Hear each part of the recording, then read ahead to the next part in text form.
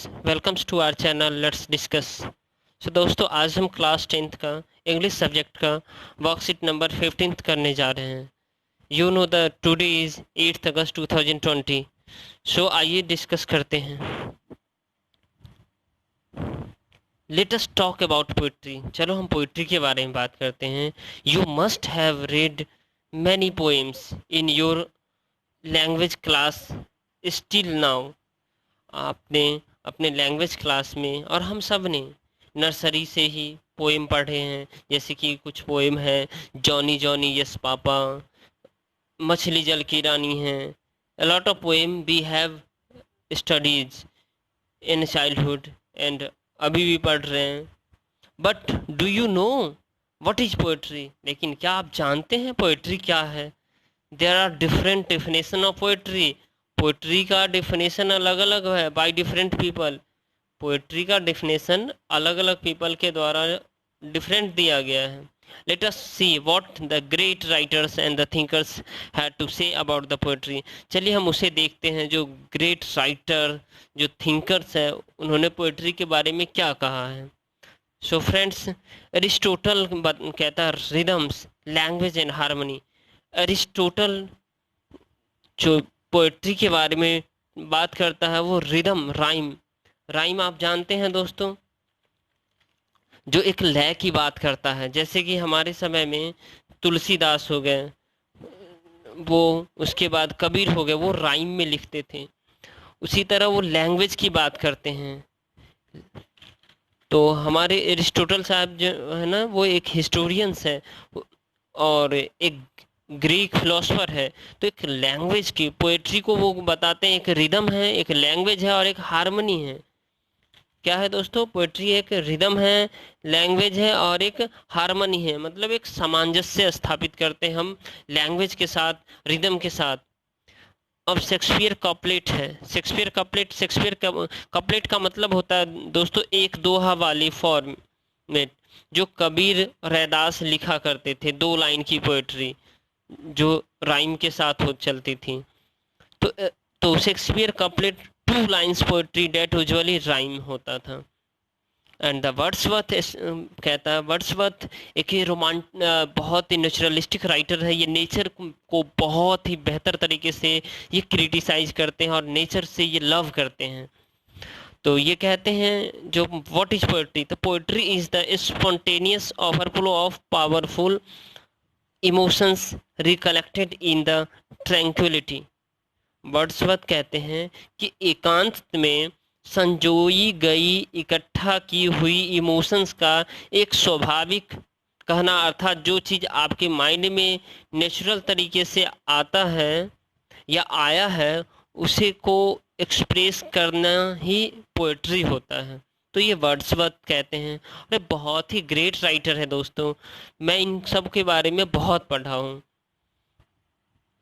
Next है kids. क्या कहते हैं kids?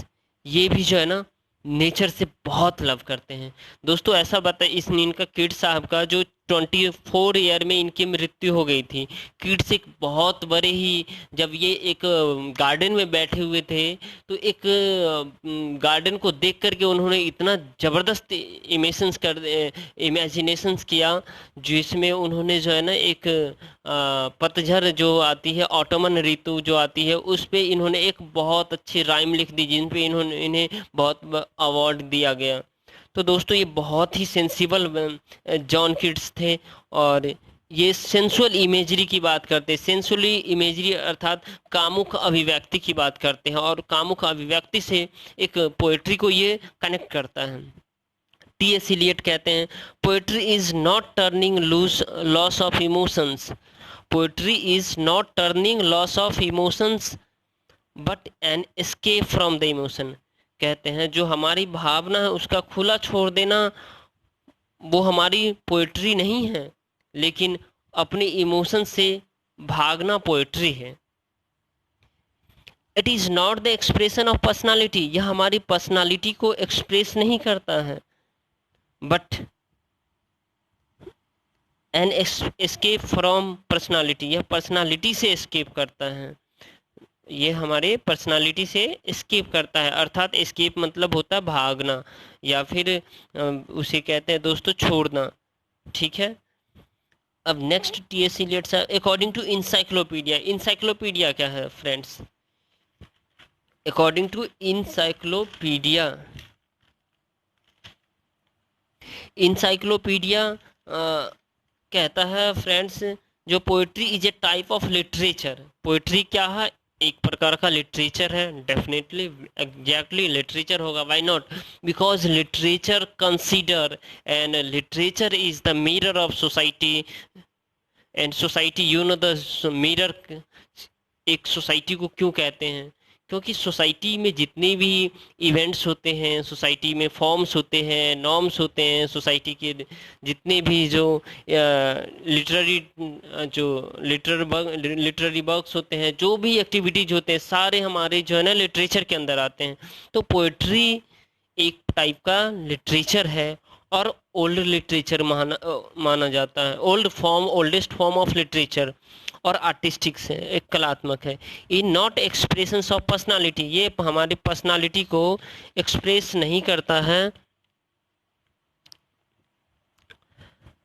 But an escape from personality, लेकिन हमारे पर्सनालिटी से ये एस्केप कर जाता है। ये किसने कहा था फ्रेंड्स?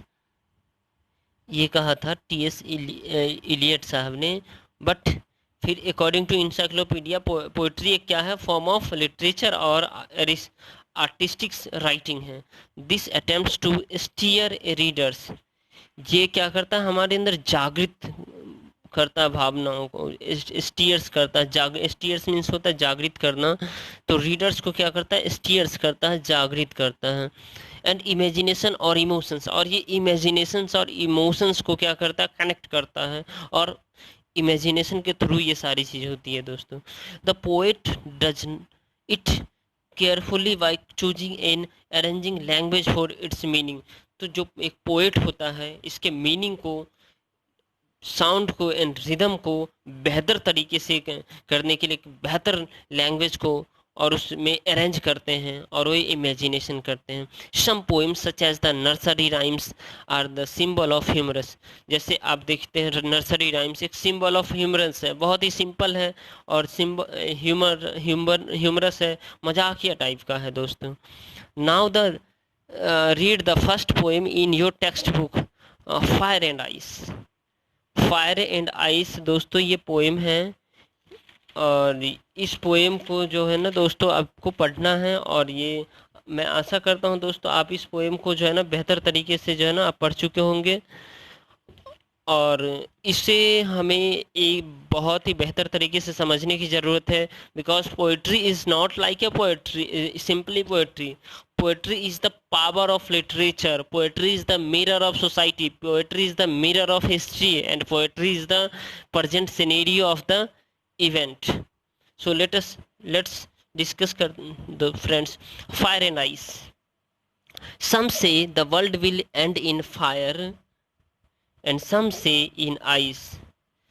कुछ लोग कहते हैं जो ये वर्ल्ड है वो आग से ख़त्म होगा, कुछ का मानना है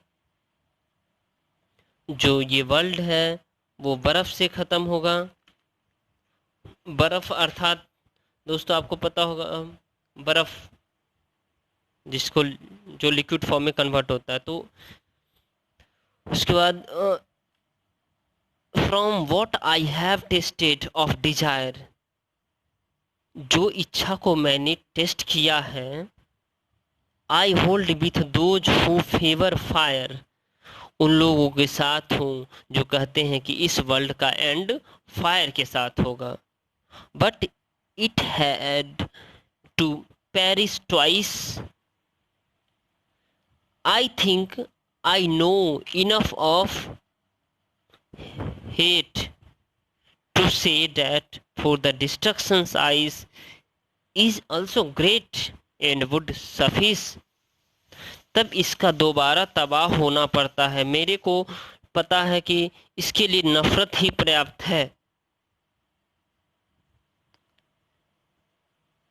अर्थात नफरत भी तबाही कर देगी। आग को तो छोड़िए, नफरत भी तबाही कर देगी। To say that for the destruction ice is also great and the wood suffice. So जो विनाश के लिए आइस भी पर्याप्त बहुत बड़ा सोर्स है और बर्फ भी पर्याप्त रहेगी।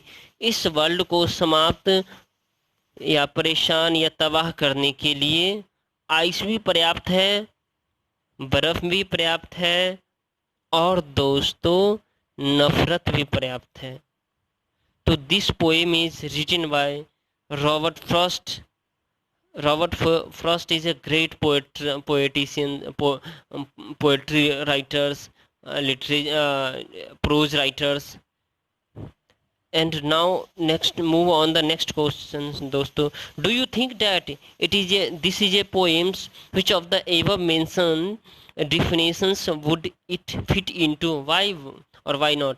क्या आप सोचते हैं जो ऊपर जो डेफिनेशन दिया गया उसमें ये कोई पोएम, ये जो पोएम है ये फिट हो सकता है? और हो सकता है तो क्यों, और नहीं हो सकता है तो क्यों नहीं? तो आइए दोस्तों, हो सकता है, व्हाई नॉट. तो इसको मैंने लिखा है और आपको यही वर्कशीट लिख करके आप अपने टीचर्स को सेंड करना है. Do you think that this is a poems which of the above mentions definitions would it fit into? Why or why not? Yes, this is a poem. It would fit into the definitions given by the Greek philosophers Aristotle and Encyclopedia Britannica, because poetry is the oldest form of literature. क्यों ये सही है? क्योंकि poetry है एक oldest form of literature का. Is the mirror of society है literature. And the Aristotle also defines that poetry as a medium of imitations. और एरिस्टोटल कहते हैं पोएट्री जो है ना एक मीडियम ऑफ इमिटेशन है. इमिटेशन मतलब अनुकरण करना. अनुकरण जैसे बच्चे एक दूसरे की बातों को एज इट इज, जो है छोटे बच्चे छोटे क्लास में एज इट इज टीचर की बातों को कोट करके बोलते हैं, तो एक प्रकार का यह इमिटेशन है दोस्तों.